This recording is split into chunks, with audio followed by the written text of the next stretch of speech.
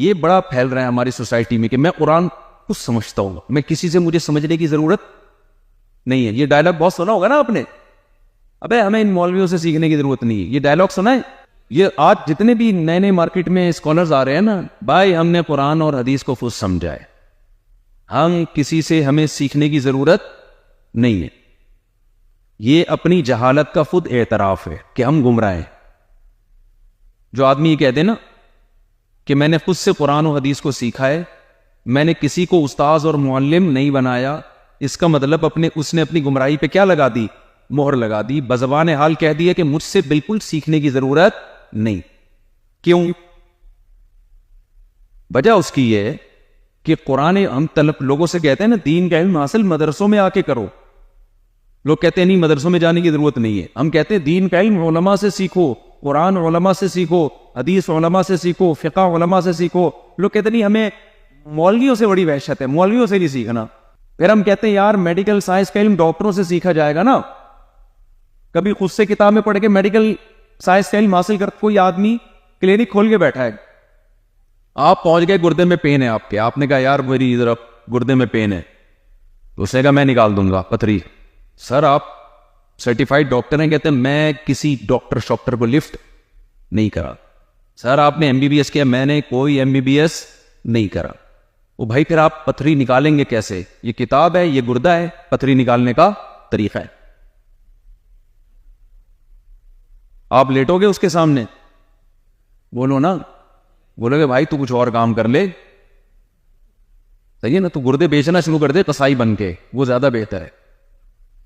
لیکن جب یہی کام دین کے ساتھ ہوتا ہے، لوگ مسئلہ پوچھتے ہیں کسی بھی اسکالر سے، شرعی مسئلہ، ہم کہتے ہیں بھائی علماء سے پوچھو، تو وہ کہتے ہیں دین میں ایسا کچھ بھی نہیں ہے، دلیل سے جو بھی بات کرے گا اس کی بات کو ہم لیں گے. ہم کہتے ہیں بھائی آپ میں دلیل سمجھنے کی صلاحیت ہی نہیں ہے. اس کے لیے بھی ایک لیول ہوتا ہے کہ دلیل سمجھنے کی صلاحیت پیدا ہو جائے آپ کے اندر. ہو کہتے ہیں صلاحیت کچھ نہیں ہوتا. تو ان لوگوں کے لیے میں دلیل پیش کر رہا ہوں کہ آپ کو علم علماء سے سیکھنا پڑے گا. ان کے لیے دلیل قرآن میں بھی ہے، حدیث میں بھی ہے، اجماع امت سے بھی ثابت ہے. دیکھو قرآن مجید میں اللہ تعالیٰ کا ارشاد ہے بعث فی الامیین رسولا، 28واں پارہ. اللہ کہتے ہیں ہم نے ان لوگوں میں جو پڑھے لکھے نہیں تھے، عرب تھے، ان میں ایک رسول کو بھیجا. اس رسول کا کام کیا ہے؟ یتلو علیہم آیاتہ، یہ رسول ان کو ہماری آیات پڑھ کے سنائیں گے، یعنی قرآن ان کے سامنے پیش کریں گے.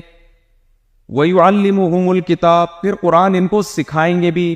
پتا چلا کہ نبی کی ذمہ داری قرآن پیش کرنا بھی ہے اور قرآن سمجھانا بھی ہے، صرف پیش کر دینا کافی نہیں ہے. اب آپ مجھے ایک بات بتاؤ، صحابہ کرام عربی زبان سے واقف تھے، پوری کی زبان میں قرآن نازل ہوا، لیکن قرآن کہہ رہا ہے کہ یہ قرآن خود سے نہیں سمجھیں گے، بلکہ ان کو کون سمجھائے گا؟ محمد صلی اللہ علیہ وسلم سمجھائیں گے. قرآن کہہ رہے ہیں نبی صلی اللہ علیہ وسلم کی 3 ذمہ داریاں ہیں. نمبر 1 قرآن پیش کرنا. نبی نے یہ ذمہ داری پوری کی یا نہیں کی؟ یقیناً پوری کی، پیش کر دیا ہمارے سامنے. اب آج کے اسکالرز کہتے ہیں جب ہمارے سامنے نبی نے قرآن پیش کر دیا تو ہم اخبل طریقے سے سمجھیں گے اس کو. پشتو میں کہتے ہیں نا اخبل طریقہ، اپنے طریقے سے سمجھیں گے، ہمیں کسی سے سمجھنے کی ضرورت نہیں ہے.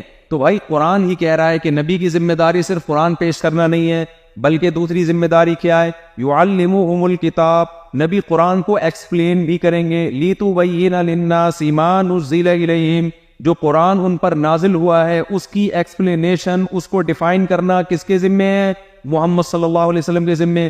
صحابہ کہہ سکتے تھے کہ یا رسول اللہ ہم خود پڑھ لیں گے، آپ کو ایکسپلین کرنے کی ضرورت نہیں ہے، ہماری زبان میں نازل ہوا. نہ نہ نہ، قرآن نے کہا نبی کے ذمہ پیش کرنا بھی ہے اور ایکسپلین کرنا بھی ہے. اب تیسرا بھی اللہ نے فرما دیا کہ تیسرا بھی ایک کام کرنا ہے.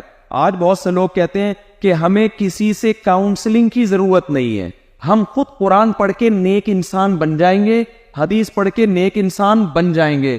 قرآن کہہ رہے نہ نہ نہ نہ، نبی کا ایک تیسرا کام بھی ہے وَيُزَكِّيهِمْ، نبی ان کو نیک انسان بنائیں گے بھی، تزکیہ کریں گے، ظاہر باطن گناہ چھڑوائیں گے ان سے. تو صحابہ کرام جو کامل بنے اس لیے کہ نبی نے قرآن دیا، پھر صحابہ نے نبی سے سمجھا، پھر صحابہ نے نبی کی صحبت میں رہ کے اپنا تزکیہ کیا. یہ کام صحابہ کا نبی کی صحبت کے بغیر ممکن نہیں تھا. اب مجھے ایک بات بتاؤ، پھر صحابہ کرام دنیا میں گئے، ان کے شاگرد تابعین وجود میں آئے، تو کیا کوئی تابعی یہ کہہ سکتا تھا کہ میں قرآن اخفل طریقے سے سمجھوں گا، مجھے کسی سے سمجھنے کی ضرورت نہیں ہے، یا میں خود اپنا تزکیہ کر لوں گا، مجھے کسی اللہ والے یا بزرگ کی ضرورت نیک بننے کے لیے نہیں ہے، میں خود بخود ہی بن جاؤں گا؟ تو اگر کوئی تابعی یہ بات کہتے تو صحابی کہتے بھائی ہم خود نہیں بن سکے تو تم خود سے کیسے بن جاؤ گے؟ تو تابعی کو نیک بننے کے لیے، قرآن و سنت کا علم حاصل کرنے کے لیے ضروری تھا کہ جس پروسیس سے صحابی گزرا ہے اسی پروسیس سے کون گزرے؟ تابعی۔ اب نبی دنیا میں نہیں تھے، نبی کے صحبت یافتہ صحابی دنیا میں موجود تھے، اب جو کام نبی کے ذمہ تھا وہ کام کس کے ذمہ ہو گیا؟ صحابی کے۔ تو صحابی نے آگے قرآن دیا، صحابی نے قرآن سمجھایا، اور صحابی نے اپنے شاگردوں کا تزکیہ کیا، تو تینوں پروسیس سے تابعین کو گزارا گیا ہے، پھر وہ قوم کے مقتدا اور رہبر بنے ہیں۔ اگر تبع تابعی ایسی بات کرتے نا تو تابعی کیا کہتے ہیں؟ بھائی ہمیں صحابہ نے قرآن دیا، ہمیں سکھایا بھی اور ہمیں اس پہ چلایا بھی، تو ہم قرآن پہ چلنے میں صحابی کے محتاج تھے، تو تم قرآن پہ چلنے میں کس کے محتاج ہو؟ ہمارے محتاج ہو۔ صحابی کا صحبت یافتہ وہ کام کرے گا جو کس نے کیا؟ صحابی نے۔ صحابی وہ کام کریں گے جو محمد صلی اللہ علیہ وسلم نے کیا، کیونکہ انہوں نے کس کی صحبت اٹھائی؟ محمد صلی اللہ علیہ وسلم کی۔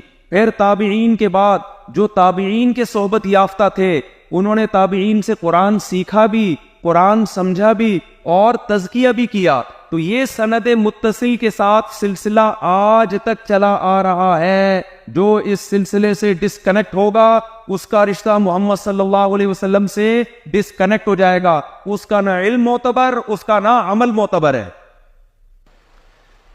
نہیں آ رہی میرے فانو، لہذا کوئی یہ کہا کرے نا کہ میرا کوئی استاذ نہیں ہے، میں خود سے قرآن سنوں، مولویوں کے چکر میں نہیں پڑتا ہوں، تو بھائی تو پھر کسی اور کے چکر میں پڑ جائے، کوئی اور سند نکال کے نیا نبی سے مل رہی ہو، ہمیں تو سند چاہیے بھائی، کیونکہ ایک ایسی بات ہے کہ صحابہ سیکھ رہے ہیں نبی سے، تابعین ان سے سیکھ رہے ہیں جنہوں نے نبی کی صحبت اٹھائی، تبع تابعین ان سے سیکھ رہے ہیں جنہوں نے صحابی کی صحبت اٹھائی، اور پھر تبع تابعین کے شاگرد ان سے سیکھ رہے ہیں جنہوں نے تبع تابعین کے اور تابعین کی صحبت اٹھائی۔ تو یہ تو سارے ایک دوسرے کی صحبت اور مجاز یافتہ لوگ تھے، جو سلسلہ چلا آ رہا ہے، آپ اس سلسلے سے ہٹ گئے تو اس کا مطلب من شذ فی النار۔ حدیث میں آتا ہے جو اہل اسلام، جو مسلمان جس پہ چلے آ رہے ہیں نا، جو اس سلسلے سے ہٹے گا قیامت کے دن بھی اللہ اس کو عام مسلمانوں سے ہٹا کے جہنم کا ایندھن